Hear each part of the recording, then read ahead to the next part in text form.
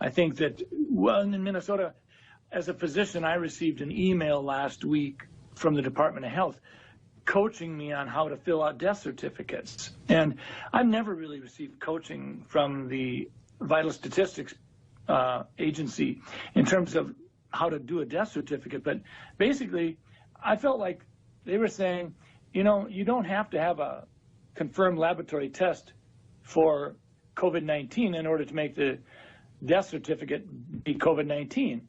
So wait. Sir, I don't mean to interrupt you, but that and what you just said, I think is critically important. Can you repeat what you just said, please? Well, last Friday, I received a 7-page document that sort of told me that if I had an 86-year-old patient that had pneumonia but was never tested for COVID-19, but sometime after she came down with pneumonia, we learned that she had been exposed to her son who had no symptoms, but later on was identified with COVID-19, that it would be appropriate to diagnose on the death certificate COVID-19. Now, we've not done that. If someone has the pneumonia after, and it's in the middle of a flu epidemic, and I don't have a test on influenza, I don't diagnose influenza on the death certificate. I will say this elderly patient died of pneumonia. I don't mean to interrupt you, but my heart is sinking right now as you're telling me this. You're a doctor. Why in the world would they be sending you out information to fill out death certificates, whether the person's been diagnosed with COVID-19 or not, but then to say in the death certificate this person's death was caused by COVID-19? That does not sound right to me. I went to the person in our office who does most of the death certificates over the last 10, 20 years, and I said, does this sound right? I had her look at the documents that I printed off, and she said, well, we've always been told that you always put down just facts. You don't put down any probabilities. You don't put any presumptions down. It's just what you know. And so this is concerning, and it actually gets to your point, Chris. When we start talking about the data that goes into the modeling, we have to ask ourselves a question. Are we being forthright? Are we sharing with the public? Minnesota, North Dakota, we don't need to be having it sugar-coated. We want to know what's going into your modeling. So with that being said, why would they want to skew the number of deaths due to COVID-19? Okay, hello everyone. I wanted to share with you guys some text messages I've received in the past. I've screenshotted them. And it's related to the whole conversation surrounding hospitals padding the numbers. So first I wanted to go into the actual text messages and then just kind of discuss some theories. Of course, it's all theories. I could be 100% wrong. But let's just go ahead and get started.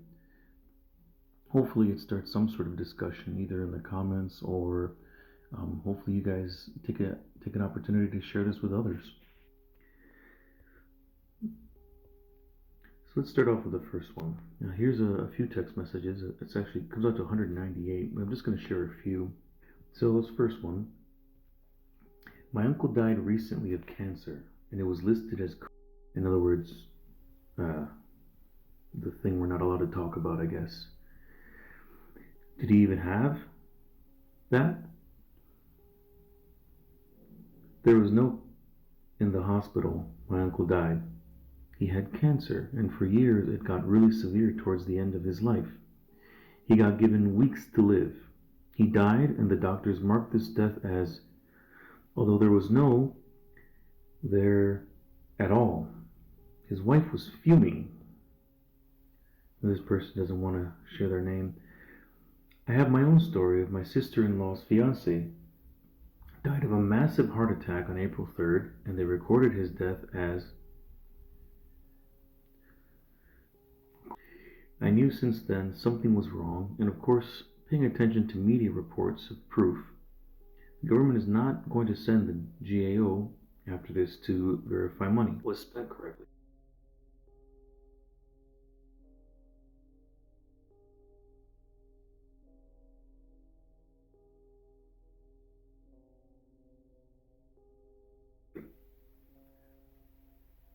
My aunt died last week. She had cancer for about 3 months and sadly passed away. But on the death certificate, she died of... When my cousin told the doctor this is bullshit, the doctor replied, we are just following government guidelines. My cousin was so angry. Two things. I talked to a guy who said they are forcing doctors to sign all deaths as. A man reported he took his elderly mom in. She fell and hit her head. She did die. They put the death as COVID, and when the brother came, they wouldn't allow him in. Yep. My friend's cousin was kicked in the head by her young horse. Accidentally. I'm sorry for laughing. This kind of bullshit is when you hear the meme, the guy fell out of the plane and died of COVID. Sounds like one of those, almost fake. And again, maybe it is, but it's definitely something that we should be discussing in the public narrative, in the public conversation, excuse me. I'm sorry, let me read again. Yep, my friend's cousin was kicked in the head by her young horse accidentally. Sadly, she died several days later from a brain hemorrhage. Death certificate was signed, cause of death, this. There were 3 witnesses there when it happened. She was a perfectly healthy young girl, just a freak accident. They are lying to the whole world. So just a sidebar. This right here is a perfect example of when we're hearing, oh, even young people are dying from this. Are they really? Are they really? Or are they just marking them as having died from this? Because that's the thought that crosses my mind when I hear, young people are dying from this. Are they really? Mine lost her father. He had many previous health conditions and had been sick for a long time. There were no symptoms. However, because he died during this time, they wouldn't allow anything other than to go on his death certificate. Let that sink in. ICU nurse in Dallas, Texas. My hospital has not seen many deaths, but one of the first deaths reported was someone who one day collapsed and later died from a heart attack. Tests confirmed both he and his wife were positive with no symptoms, but it was labeled as death. We'll see next year that deaths from heart attacks and cancer will appear to skyrocket next year, since anyone that is testing positive for and dies, that is the cause of death, not their heart failure or cancer. Kidney care nurse here. I can vouch for this. I've seen it done. All deaths except fatal shootings or fatal car wrecks are listed as deaths. From another RN friend on the front lines, what the hell is going on in New York City? Hi Megan, that video you shared, she kept rambling. I understand that they probably didn't clean the floor. I can guarantee they didn't, but I'm on a ICU floor. Patients are dying. Vents are killing them. I've never seen anything like it. I work with residents who have no idea what the hell they are doing. I have to get out of nursing. I'm over it. I've heard this actually from several people, how it's actually not this virus that's killing people. It's that they're being put on ventilators when either they're too far beyond. In other words, they're not gonna die, but their lungs are so full of fluid that putting on ventilators actually forces air down their lungs, and because there's not enough wiggle room, I guess you could say, it actually damages the lungs to the point where it kills them. So they end up dying from the ventilator rather than this virus.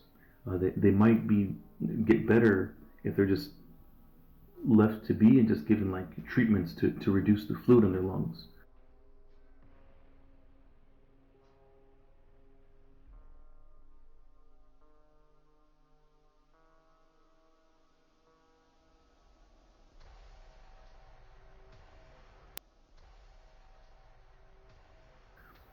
But instead they're shoving ventilators down their lungs and shoving, force-feeding air down their lungs, and it just damages the lungs to the point where they can't use them at all.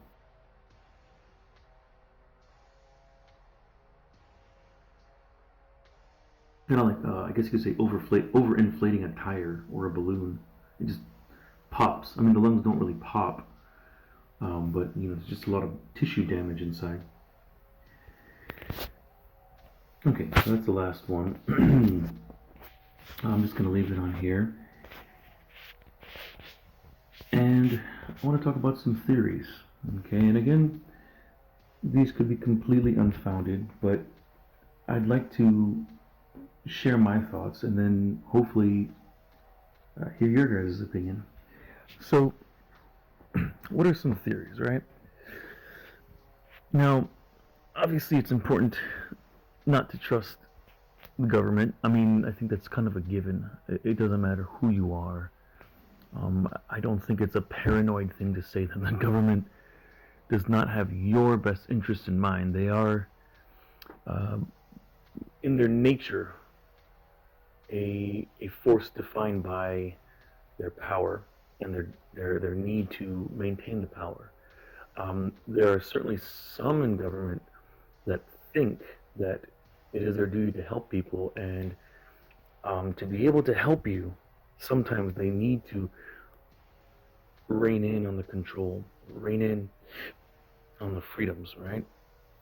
So I'm sure there's some that justify it that way. I used to be a teacher in the past, and I hate to say it, but I've manipulated students the exact same way. So I know the way it works. I'm not saying that teachers is complex as a government, but it's a very similar mechanism. A government structure and a teaching structure. You have to maintain order, right? So sometimes you create problems and offer solutions. Of course, teachers do that well. I can go into I can elaborate on how benevolent governments justify doing evil things one day, because there is a case for it. Governments aren't always inherently evil. Even some of the most evil dictators, you sit down and you read their biographies, and they really think they're doing this for the good of the people. They're thinking, oh, I have to take their liberties. Right? So, again, my point was saying that is trusting your government is it's just an exercise in futility, and it's just stupid, right? So that goes without saying. But we're talking about the hospitals right now, right? Because if they're lying, then why are they lying? Well, whether the hospitals agree to it or not, I want you guys to think about something.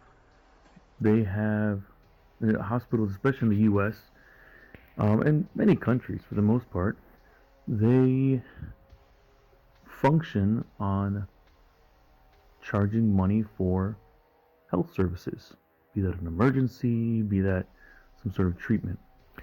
Right now, they're not making any money. They're not, just think about it. They are, we don't seem to be talking about nurses that have been furloughed. A friend of mine is a nurse anesthetist, and she's telling me that she is very worried because there have not been any cases. She essentially makes money for how many hours she's in the operating room, but if there's not any operations, she's not making money. So imagine that the hospitals aren't making money either.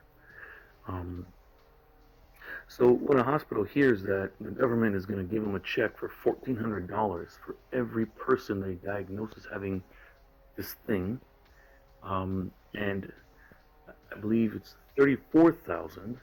I've heard some people say 35, I've heard some people say 34, but it's definitely up in the 30s. So in the 30,000 range for a person that goes on a ventilator, they are going to look the other way and say, oh, well, this person probably has that.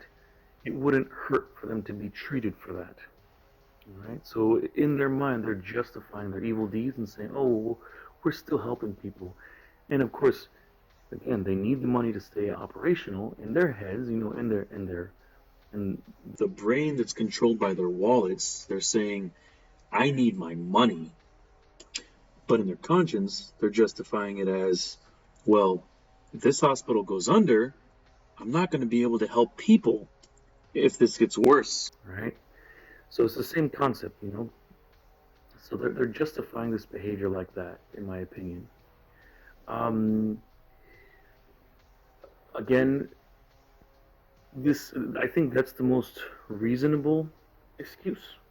A lot of people are saying, "Oh, well, more doctors would be coming out and saying something." Well, first of all, there are.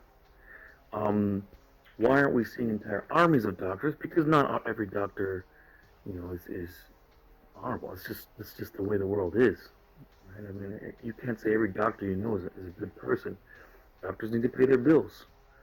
It'll be very easy if I'm a greedy CEO, I can tell the doctor that listen, you need to mark this way. If not, you're going to lose your job. Good luck finding another job in this economy. You know. Um, so you have some doctors shutting up. You're seeing a lot of doctors and nurses being laid off or furloughed.